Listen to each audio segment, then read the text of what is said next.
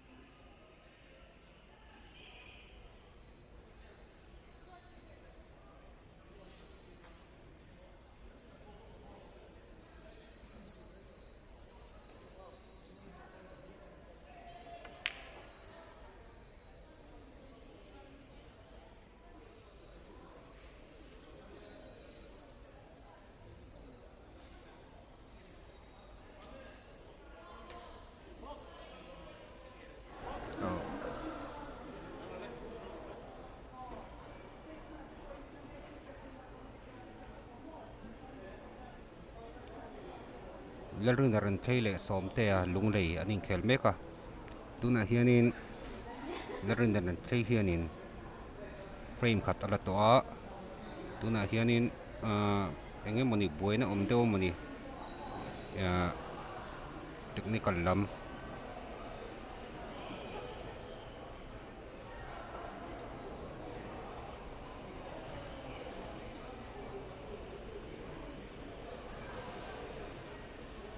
tuna khianin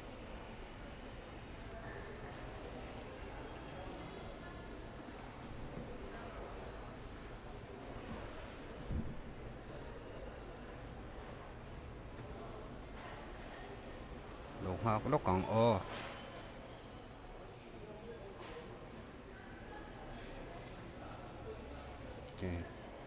kan president pa fa pon da thut wang mai khi millennium central atrium a khel me ka nia tuna hian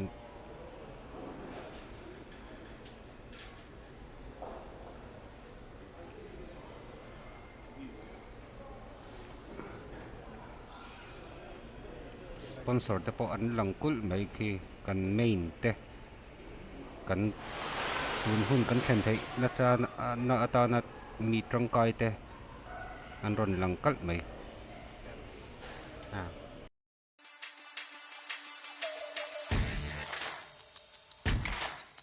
khovel pum hua pa tractor tha le shal member Mahindra tractor swan Mizoram dealer anei ve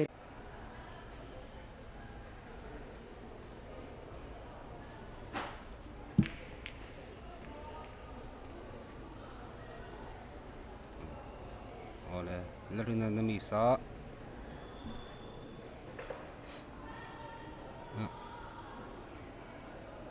four ball awan lut tra em aset tra lut tu prengot 5 fa anak pek lok zong in hol don annex ball khi akal lo de sakem le o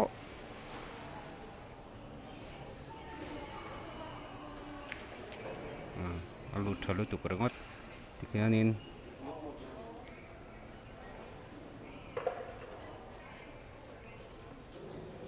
seven luta 8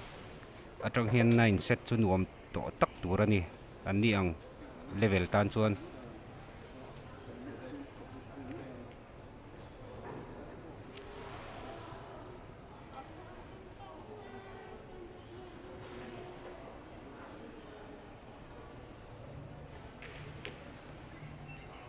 Lalrina 9 luta frame ni adata ni somte lunglei in alat nila kan free khi sang zola ania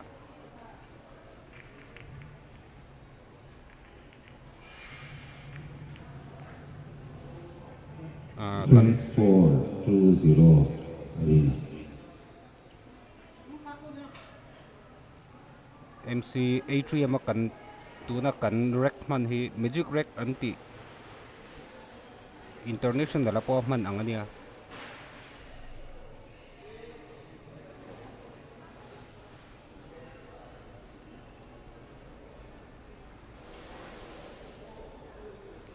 kan referee hi qualified referee ania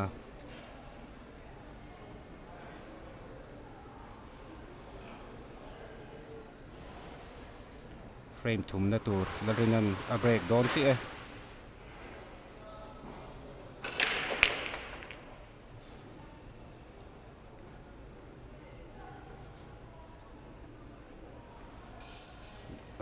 dry tat me a som te chance maro chu one khi duang an din do tikhianin adu chuanin a push theya a push don ani hmel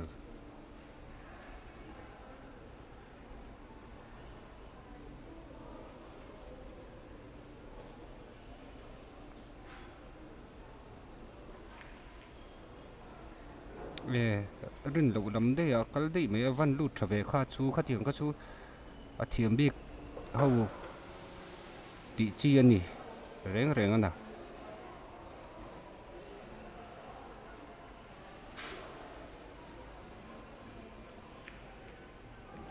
avan lu thei e middle pocket avan kal gil thei ve somte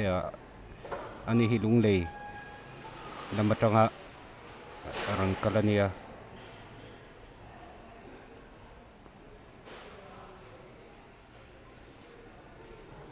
chhia target ya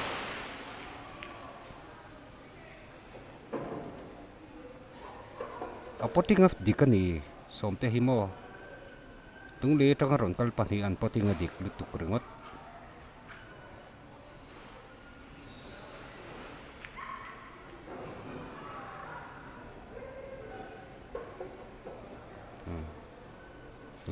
zo thei na hun na nei e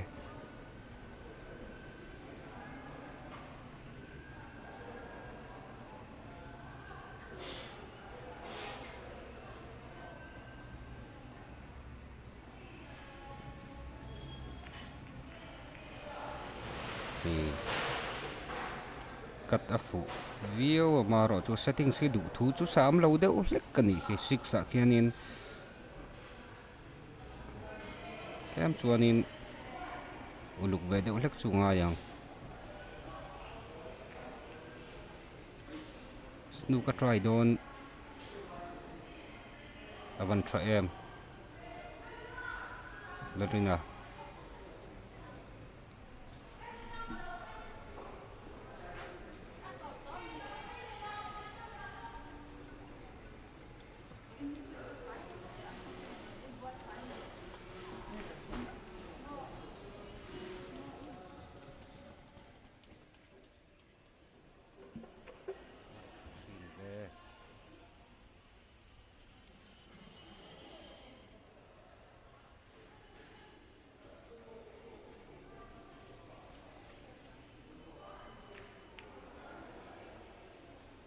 khai a kha chu van a zo tura ka lo ngai deuh man to sin mo le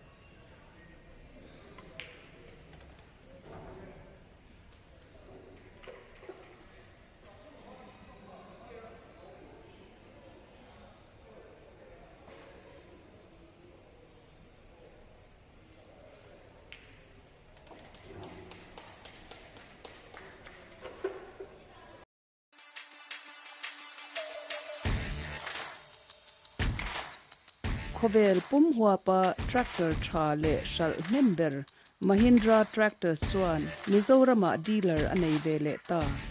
an tractor le man ro sang sang te hi agriculture department huaya subsidy in kut na thok tu te pek chhawpchhuah thin ani Mahindra tractors by Zonun Enterprise.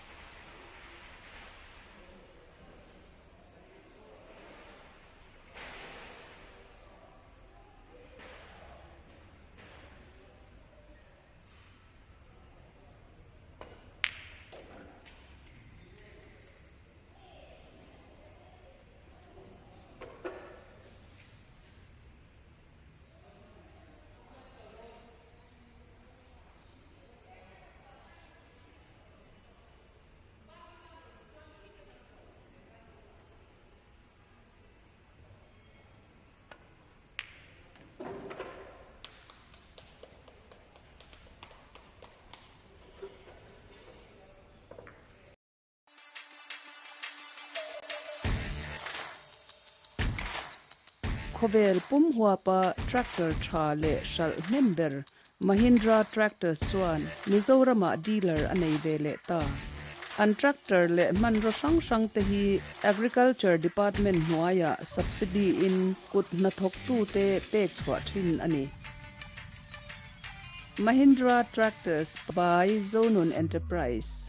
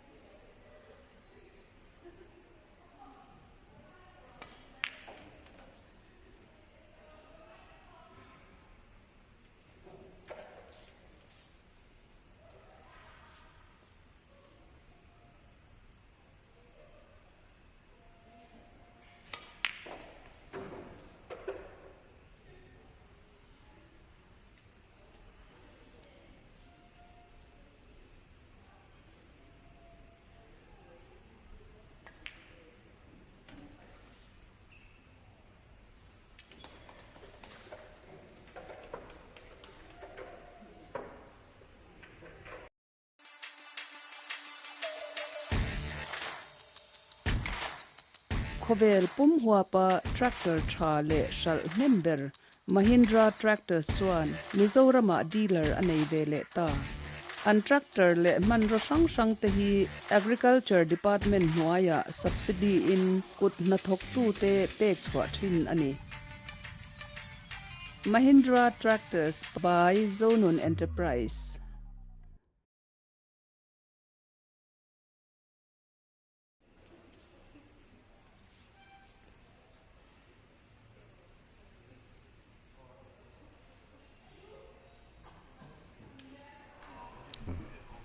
Som te ni break down me ka kawan break trave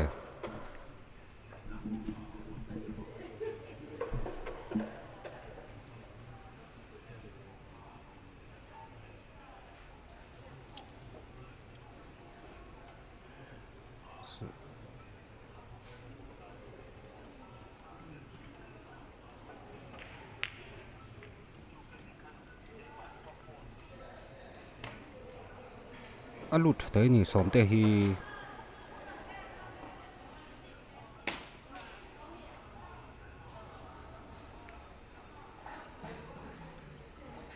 asa tikhen nu tlat maya tinge ti don lo enang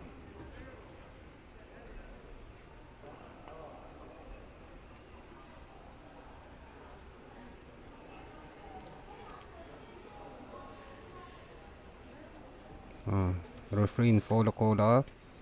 na fola Lalrina tan chan sarha e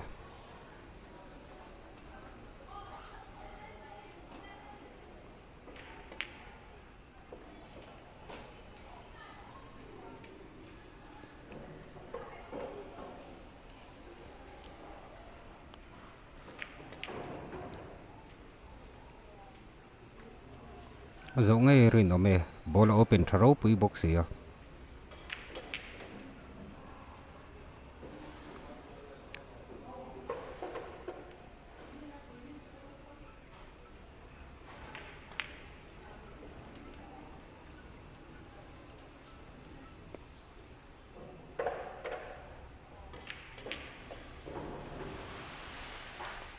avan thadon em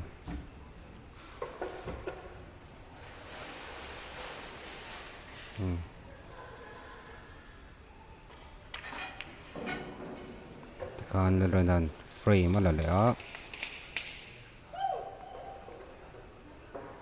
4 through in hmaa thruai mek ani Lalrina khel pui som te hi tuna Mizoram ranking a number 2 loma voina ron ne tu kha nia ron khel thaviau me ma ro chu a chaw ve deuh nge mani tila ala fit viau me hei anu puiten la om ang loya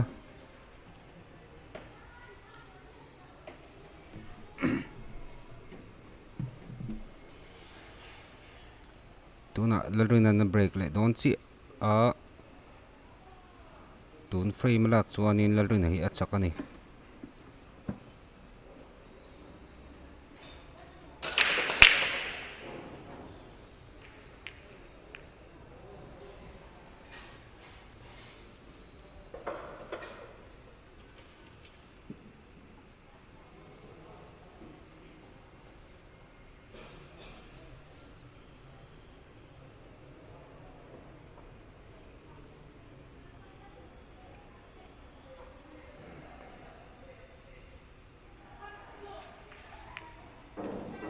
avan try am som te a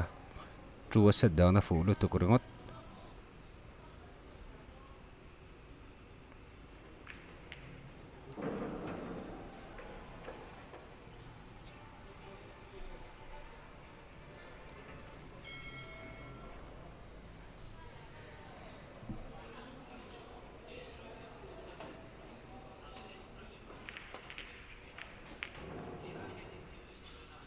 Thlai thin middle pakata hian a sial ani hei chu maw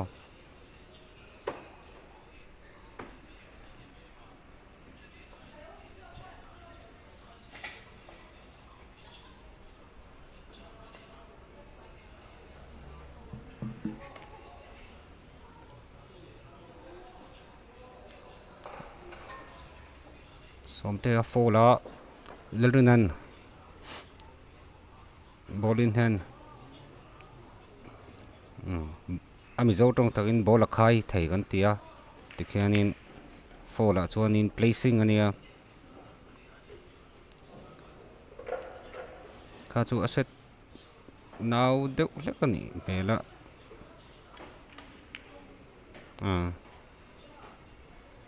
safety a try ve ta thung ani kha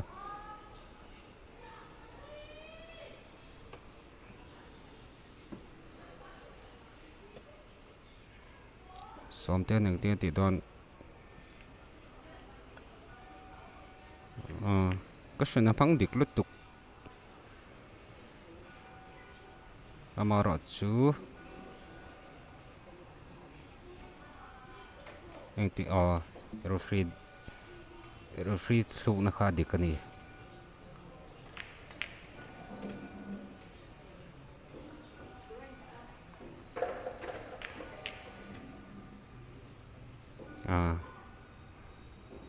doi chuan a kal na hret mai thei ama se rin tan chuan zawlo na chi ni to lo khi open ball thalu tu ko ni to a side thalu tuk ringot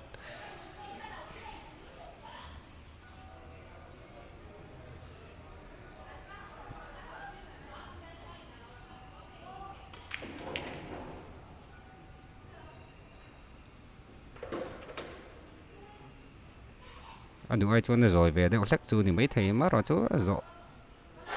chú rin om le thì khan Lalrina Renthlei 5 trui na chakani chuan hemi zo hian match om le dona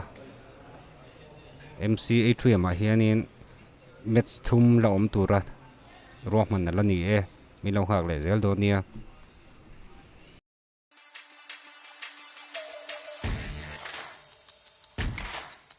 khovel pum hua pa tractor tha le shal member Mahindra tractor swan Mizoram dealer anei vele ta an tractor le man ro sang te hi agriculture department nuaya subsidy in kut na thok tu te pek chwa thin ani Mahindra tractors by Zonun Enterprise